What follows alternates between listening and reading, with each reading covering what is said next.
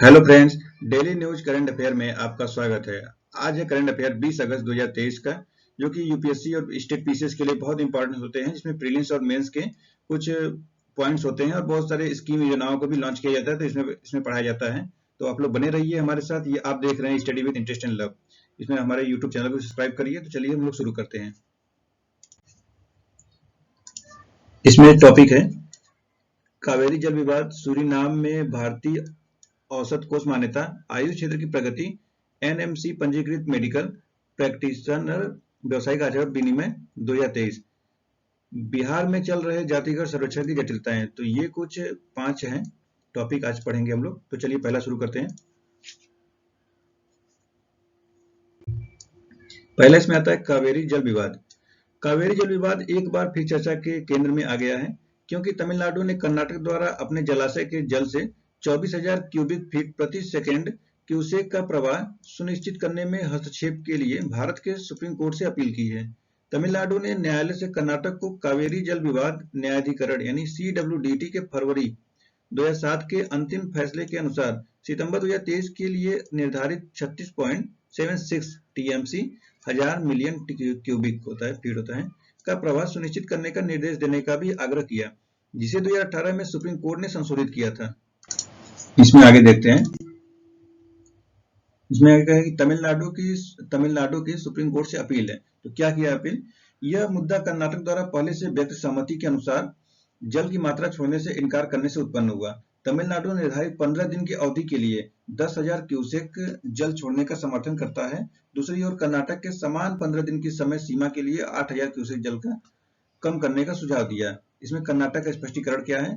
तो कर्नाटक कावेरी जल ग्रहण क्षेत्र में कम वर्षा के कारण कम प्रवाह का हवाला देता है, जिसमें उद्गम बिंदु कोडागु भी शामिल है। कर्नाटक ने जून से अगस्त तक कोडागु में 44% वर्षा की, मतलब 44% का 44% वर्षा की कमी को बात कही है।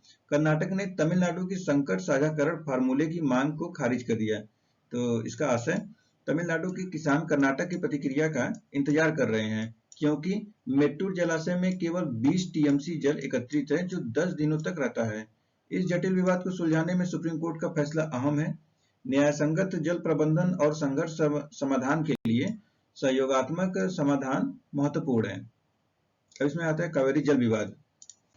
तो कावेरी जल विवाद के बारे में देखते हैं। एक सावधानी पूर्वक तैयार की गई मासिक अनुसूची कावेरी बेसिन के 2 तटवर्ती राज्यों कर्नाटक और तमिलनाडु के बीच जल के वितरण को नियंत्रित करते हैं। कर्नाटक के लिए सामान्य जल वर्ष के दौरान जून से मई तक तमिलनाडु को 177.25 हजार मिलियन क्यूबिक फीट जल साझा करना अनिवार्य है। इस वार्षिक कोटा में जून से सितंबर तक मानसून महीनों के दौरान आवंटित 123.14 हजार मिलियन क्यूबिक फीट जल शामिल है। मौजूदा दक्षिण पश्चिम मानसून के मौसम के अक्सर जल विवाद उत्पन्न होता है, विशेष जब बारिश उम्मीद से कम होती है। इसमें कावेरी जल विवाद था। अब कावेरी नदी विवाद क्या है? कावेरी नदी विवाद, तो इसे तमिल में पोन्नी कहा जाता है और यह दक्षिण भारत की एक पवित्र नदी है। यह दक्षिण पश्चिमी कर्नाटक राज्य के पश्चिमी घाट की ब्रह्मगिरी पहाड़ी से निकलती है। कर्नाटक तथा तमिलनाडु राज्यों से होकर दक्षिण पूर्व की ओर बहते हुए बड़े झरनों के रूप में पूर्वी घाट से उतरकर पुडुचेरी के माध्यम से बंगाली खाड़ी में गिरती है। देखिए ये जो हाईलाइट किया गया है बोल्ड लेटर में, इसको पढ़िएगा क्योंकि ये क्वेश्चन पूछा जाता है बार बार इससे। अब बाएं तट की सहायक नदियां इसमें है, जैसे कि बाएं तट से यहाँ पे नदी ऐसे जा रही है, तो इसका ये बाएं तट का जो नदी रहेगी, यानी इसका इधर से जाते हुए तो इसका ये हो गया, यानी कि मान लीजिए भारत का नक्शा ऐसे है, तो ये ऐसे जा रही है, इसमें गिर रही है। तो ये बाएं तट की जो नदियां हैं, तो इसमें है अर्कावती, हेमावती, सिमसा और हरंगी। और इसे दाहिने तट की जो नदियां हैं, तो इधर की है लक्ष्मण तीर्थ, सुवर्णवती, नोइल, भवानी, काबिनी और अमरावती हैं। तो ये नदियों का नाम याद रखिएगा। चलिए इसका मैप में हम लोग फोटो देखते हैं। तो देखिए इसे कि यहाँ से कर्नाटक है, कर्नाटक, और फिर देखिए यहाँ से ऐसे निकला हुआ है, तो यहाँ से ऐसे निकलते हुए इसका जो पानी है यहाँ से ऐसे होते हुए इसमें निकल जाती है और बंगाल में जल अपना गिराती है। इसके विवाद को देखते हैं। इसका विवाद है, चूंकि कावेरी नदी कर्नाटक से निकलती है केरल से आने वाली प्रमुख सहायक नदियों के साथ तमिलनाडु से होकर बहती हैं तथा पुदुचेरी के माध्यम से बंगाल की खाड़ी में गिरती है। इसलिए इस विवाद में 3 राज्य और एक केंद्रशासित प्रदेश शामिल है। यह विवाद 150 वर्ष पुराने हैं। यह वर्ष 1892 और 1924 में तत्कालीन मद्रास प्रेसिडेंसी तथा मैसूर के बीच मध्यस्थता को 2 समझौतों से संबंधित है। इसमें निहित है कि किसी भी निर्माण परियोजना जैसे कावेरी नदी पर जलाशय का निर्माण के लिए ऊपरी तटवर्ती राज्य को निचले तटवर्ती राज्य की अनुमति लेना अनिवार्य है। इसमें आगे कहा गया है कि कर्नाटक और तमिलनाडु के बीच कावेरी जल विवाद 1974 में शुरू हुआ, जब कर्नाटक ने तमिलनाडु की सहमति के बिना पानी मोड़ना शुरू कर दिया। कई वर्षों के बाद इस मुद्दे को हल करने के लिए वर्ष 1990 में कावेरी जल विवाद न्यायाधिकरण की स्थापना की गई। 17 वर्षों के बाद CWDT ने अंततः वर्ष 2007 में एक अंतिम निर्णय जारी किया, जिसमें कावेरी जल को 4 तटवर्ती राज्यों के बीच विभाजित करने के बारे में बताया गया।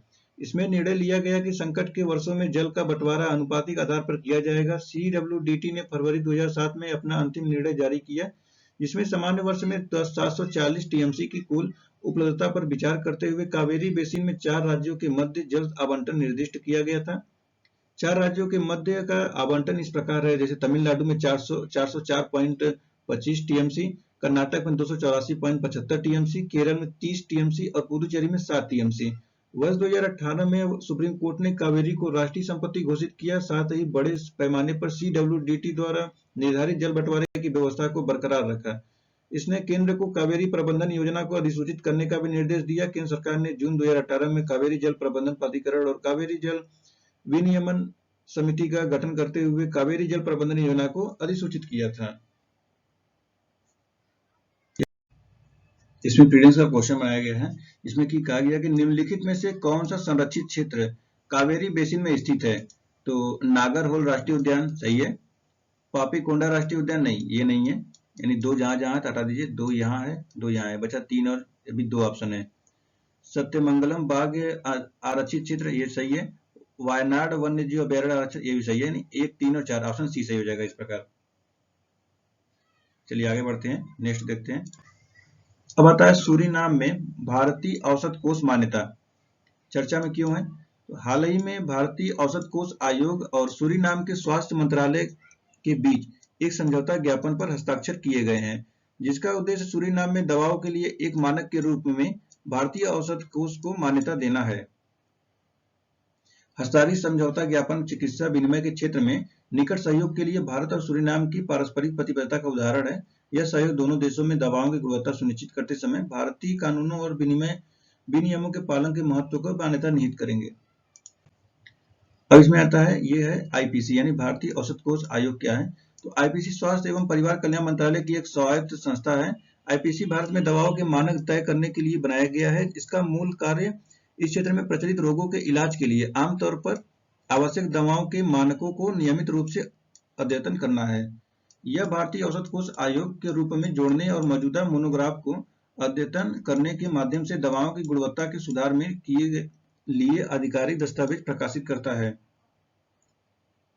इसमें यह नेशनल फार्मूलरी ऑफ इंडिया को प्रकाशित करके जेनेरिक दवाओं के तर्कसंगत उपयोग को बढ़ावा देता है। भारतीय औसत कोष आयोग मनुष्य और जानवरों के स्वास्थ्य देखभाल के दृष्टिकोण से आवश्यक दवाओं की पहचान, शुद्धता और शक्ति के लिए मानक निर्धारित करता है। IPC IP संदर्भ यानी पदार्थ, IP रेफरेंस सब्सटेंस यानी कि ये प्रदान करता है जो परीक्षण के तहत किसी वस्तु की पहचान, और IP निर्धारित उसकी शुद्धता के लिए फिंगरप्रिंट के रूप में भी काम करता है। अब इसमें आगे चलते हैं। अब आता है समझौता ज्ञापन की मुख्य विशेषताएं क्या हैं? तो इसमें कुछ 3 पॉइंट हैं। इसमें की है भारतीय औसत कोष IP की स्वीकृति। तो इसमें कहा गया है कि समझौता ज्ञापन सूरीनाम में दवाओं के लिए मानकों की एक व्यापक पुस्तक के रूप में IP की स्वीकृति को मजबूत करना है। फिर आता है सुव्यवस्थित गुणवत्ता नियंत्रण। तो ये है IP मानकों का पालन करने वाले भारतीय निर्माताओं द्वारा जारी किए गए विश्लेषण प्रमाण पत्र की स्वीकृति के माध्यम से सूरीनाम में दवाओं के दोहरे परीक्षण की आवश्यकता समाप्त हो गई है। यह व्यवस्था अतिरेक को कम करती है, समय और संसाधनों की बचत करती है। और फिर तीसरा आता है लागत प्रभावी मानक, जिसमें कि समझौता ज्ञापन उचित लागत पर IPC से IP संदर्भ पदार्थों और अशुद्धता मानकों तक पहुंच की सुविधा प्रदान करता है। यह प्रावधान सूरीनाम की गुणवत्ता नियंत्रण विश्लेषण के प्रक्रियाओं को बढ़ाकर लाभान्वित करेगा। अब देखते हैं इसको महत्व को। अतः समझौता ज्ञापन का महत्व, तो इसमें कुछ 4 पॉइंट है। जैसे सस्ती दवाएं मिलेंगी, सस्ती दवाएं जैसे कि आईपी की मान्यता सूरीनाम में जेनेरिक दवाओं के विकास को संभव बनाती है। इससे सूरीनाम के नागरिकों के लिए लागत प्रभावी दवाओं की उपलब्धता में वृद्धि होगी, जो सार्वजनिक स्वास्थ्य सुनिश्चित करने के लक्ष्य के रूप में मिलेगी, जो कि दवाइयां सस्ती करेंगी। इसमें आर्थिक लाभ होगा,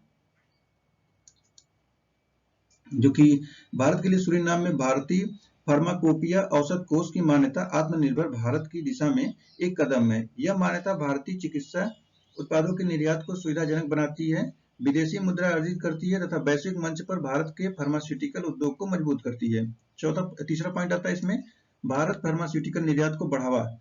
तो बढ़ावा कैसे मिलेगा? सूरीनाम द्वारा आईपी की मान्यता से दोहरा परीक्षण और जांच की आवश्यकता दूर हो जाती है, जिससे भारतीय दवा निर्यातकों को प्रतिस्पर्धा में बढ़त मिलती है। नियामक बाधाओं में कमी से भारतीय फार्मास्यूटिकल क्षेत्र के लिए व्यापार अधिक लाभकारी होगा। और फिर इसमें लास्ट पॉइंट आता है चौथा, व्यापक अंतर्राष्ट्रीय मान्यता। तो यह भारतीय औषध कोष की आधिकारिक मान्यता पहले ही अफगानिस्तान, घाना, नेपाल, मॉरिशस, सूरीनाम तक विस्तृत है। यह विस्तार वैश्विक फार्मास्यूटिकल परिदृश्य में अपने प्रभाव एवं सहयोग को बढ़ाने के भारत के प्रयासों को दर्शाता है। अब इन सभी का बातों का निष्कर्ष क्या है, क्यों किया गया है?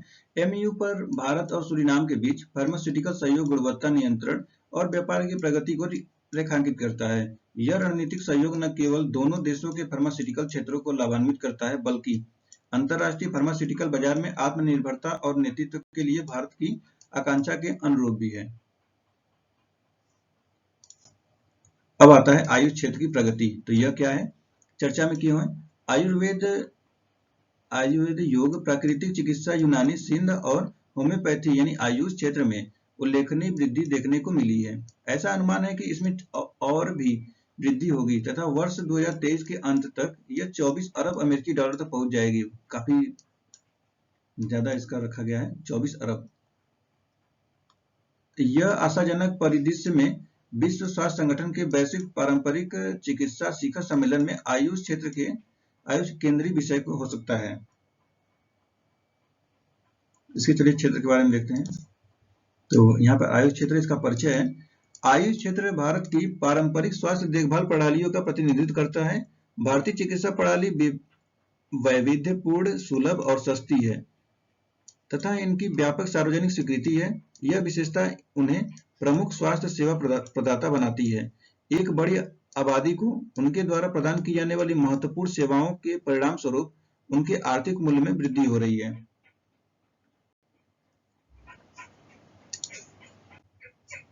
अब जैसे कि यहाँ पे दिया गया है, आयुष के अंतर्गत विभिन्न क्षेत्र क्या हैं।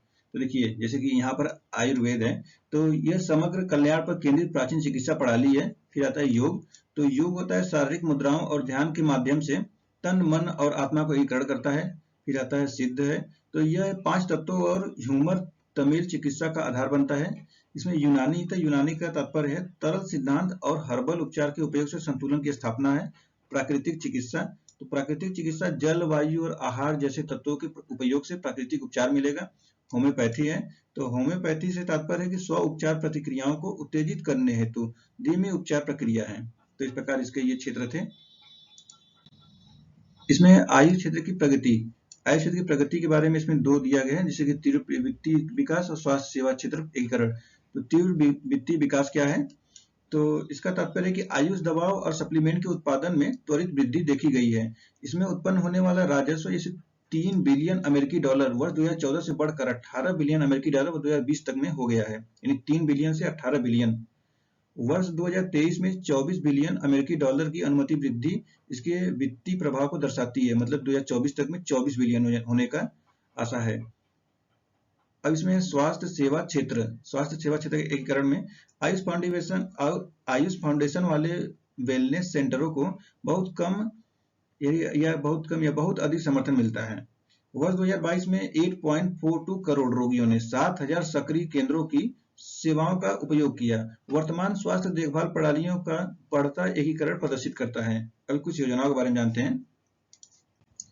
जैसे कि यहाँ पे है आयुष से संबंधित योजनाएं हैं, जैसे कि इसमें शुरू किया गया आयुष क्षेत्र पर नए पोर्टल, आयुष उद्यमिता का कार्यक्रम, Ayush wellness centre, ACCR portal और आयुष संजीवनी ऐप, राष्ट्रीय आयुष मिशन, तो ऐसे शुरू किए गए। तो इस प्रकार ये खत्म होता है। और चौथा आता है NMC पंजीकरण, पंजीकृत मेडिकल प्रैक्टिशन व्यावसायिक आचरण विनिमय 2023। तो इस चर्चा में क्यों जानते हैं। हाल ही में भारत में चिकित्सा शिक्षा और अभ्यास के लिए सर्वोच्च नियामक संस्था राष्ट्रीय चिकित्सा आयोग ने डॉक्टरों के लिए पेशेवर आचरण संबंधी नए दिशा निर्देश जारी किए हैं। इन निर्देशों के अनुसार उन्हें विशिष्ट कंपनियों की दवाओं के बजाय केवल जेनेरिक दवाएं लिखना अनिवार्य है।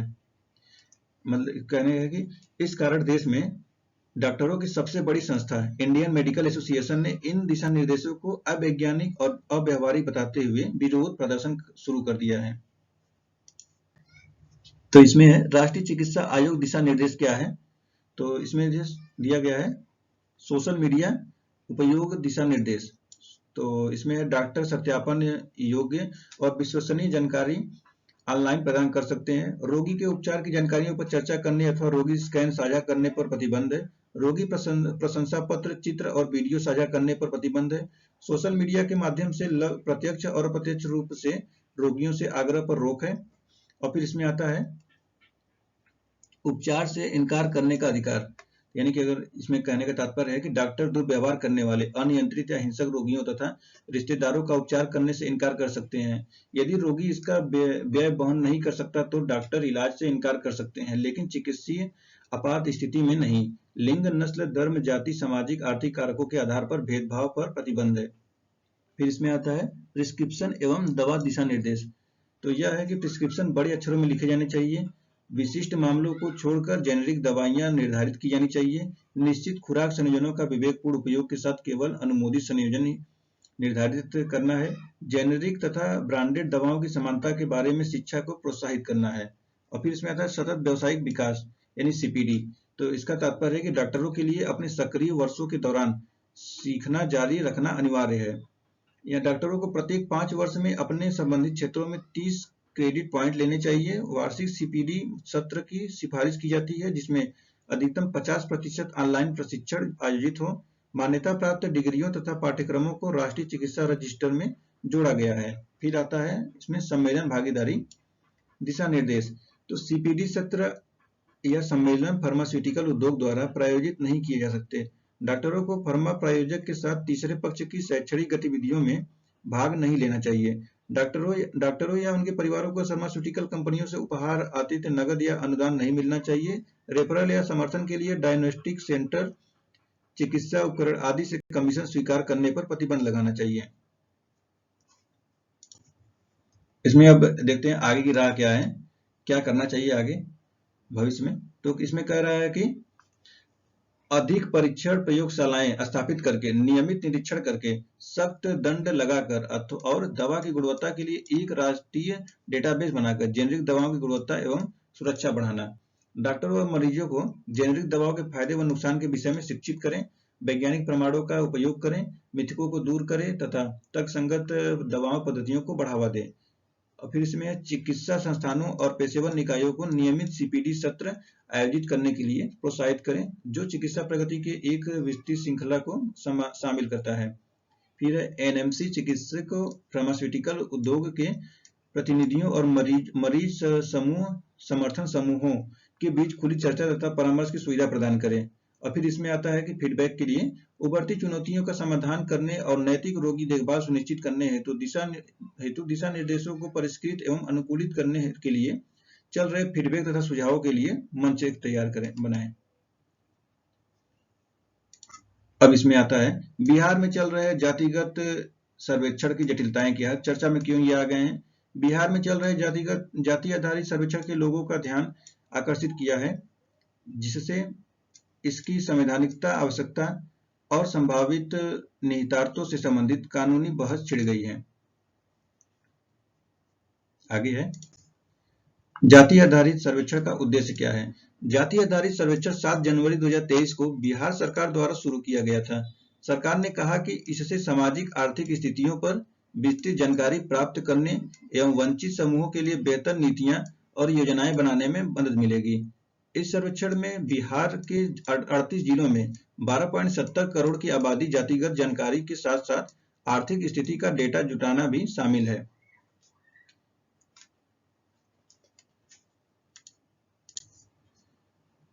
अब यहाँ पे दिया गया जाति आधारित सर्वेक्षण को कानूनी चुनौतियों का सामना क्यों करना पड़ रहा है। तो इसमें 4 पॉइंट दिए गए हैं। जैसे कि जाति आधारित सर्वेक्षण को लेकर आलोचकों का विरोध है कि इस सर्वेक्षण को कई याचिकाकर्ताओं ने पटना हाई कोर्ट में विभिन्न आधारों पर चुनौती दी थी, जैसे कि संविधान का उल्लंघन, गोपनीयता का उल्लंघन, राज्य सरकार की क्षमता से परे होना, राजनीति से प्रेरित होना और अविश्वसनीय तरीकों का आधारित होना।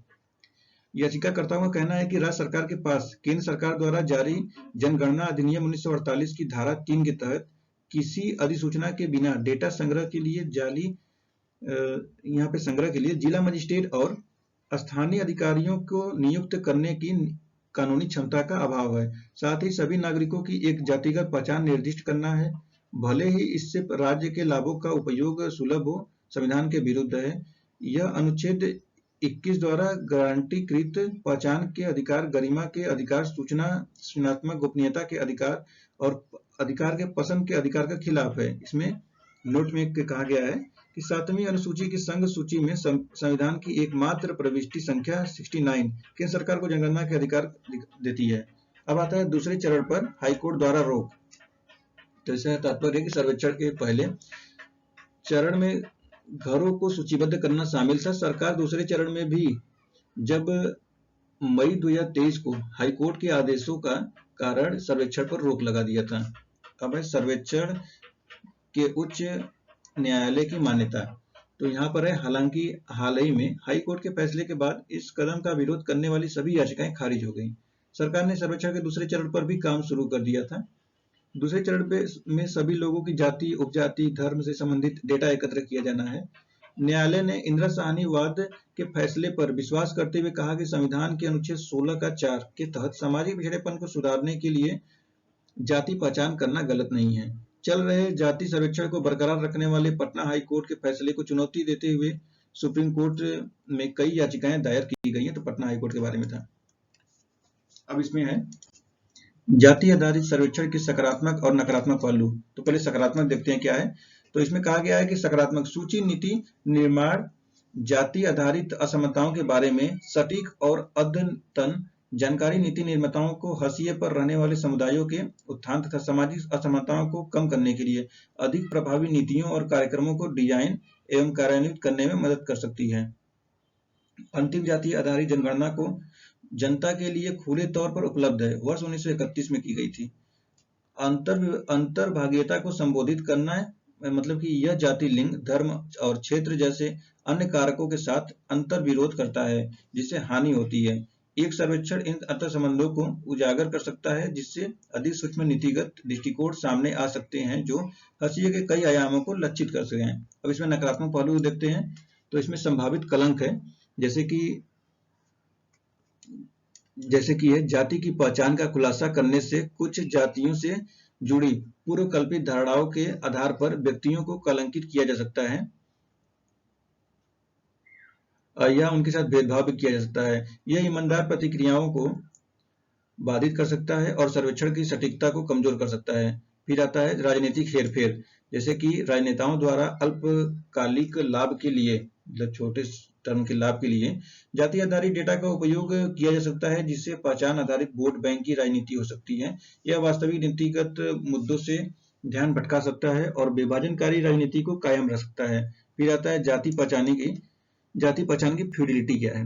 तो यह है सरलीकृत व्याख्याएं अंतर जाति विविधता को ऐतिहासिक परिवर्तनों को नजरअंदाज कर सकती है, जिससे ऐसी नीतियां बन सकती है जो समकालीन जाति गतिशीलता को बारीकियों को संबोधित करने में विफल रहती है। इसके अलावा जाति की पहचान स्थिर नहीं है। अंतर जाति विवाद जैसे कारकों के कारण उनमें बदलाव आ सकता है।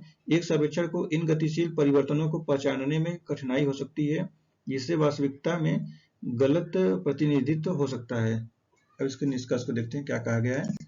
तो निष्कर्ष में कहा गया कि जन जागरूकता अभियान, नियमित समीक्षा और क्षमता निर्माण पहल संयुक्त राष्ट्र सतत विकास लक्ष्य 10 के सिद्धांतों के अनुरूप असमानताओं को कम करने और सामाजिक एकीकरण को बढ़ावा देने के दीर्घकालिक दृष्टि से योगदान कर सकते हैं। तो इसमें कुछ क्वेश्चन दिए गए हैं जो कि 2009 का ये प्रीलिम्स का क्वेश्चन है। जनगणना 1951 और जनगणना 2001 के बीच भारत की जनसंख्या का घनत्व 3 गुना से अधिक बढ़ गया। तो ऐसा तो जहां ऐसे कहिए या बढ़ गया घट गया तो अधिकतर वो क्वेश्चन गलत ही होते हैं, इसको गलत करिए।